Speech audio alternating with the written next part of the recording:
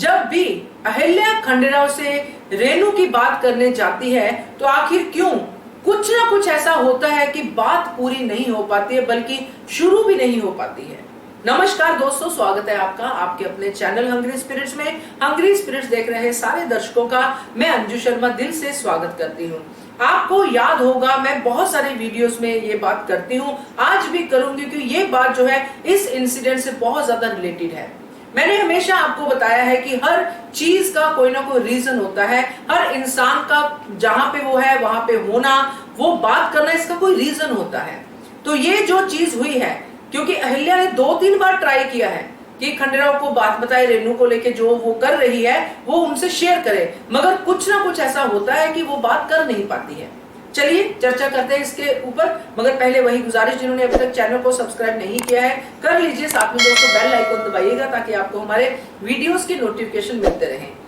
जिस तरह से रेणु की और परीक्षित की बात सामने आई है ना, और जो अहिल्या है फरियादी बन के गई है, ये हमने देखा कि बात कैसे सामने आई, कैसे अहिल्या ने जाके दरबार में ये बात कही और न्याय की जो है मांग की।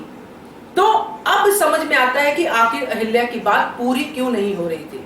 तो वो दोस्तों इसीलिए था कि अगर अहिल्या पहले खंडेराव को बता देती जो वो बताना चाहती थी, मगर कुदरत ने ऐसा नहीं होने दिया। अगर वो बता देती तो खंडेराव उसको करने ही नहीं देते। जैसे कि उन्होंने पहले खंडेराव ने मना कर दिया था कि रेणु को कहो अपनी मर्यादा में रहो, फिर भी उसने ये स्टेप उठाया। तो खंडेराव उसको कोई भी हवाला देते, कुछ भी करते, ऐसे भी समझाते, मगर ये काम करने के लिए अहिल्या को मना कर देते साफ साफ। इसीलिए इसी रीजन की वजह से जो कुदरत ने उसको इशारा किया, बार बार आके इंटरप्ट किया, जब भी अहिल्या बात करने जा रही थी तो वो नहीं कर पाई। सिर्फ और सिर्फ यही रीजन जो है वो समझ में आता है दोस्तों, क्योंकि नेचर भी चाहती है कि ये जो है प्रथा खत्म हो और इंसानियत पे जुल्म होना बंद हो।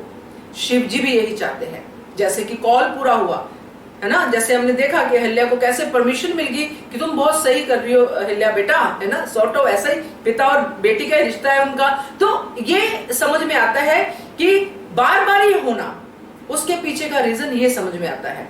आप बताइए कि कहीं पे आपको लगता है कि कुछ और कारण होगा या कुछ और वजह होगी, कमेंट करके बताइएगा। देखते रहिए channel hungry spirits. Thank you so much. Subscribe to our channel by clicking the subscribe button. Click the bell button and enjoy the latest uploads from our channel.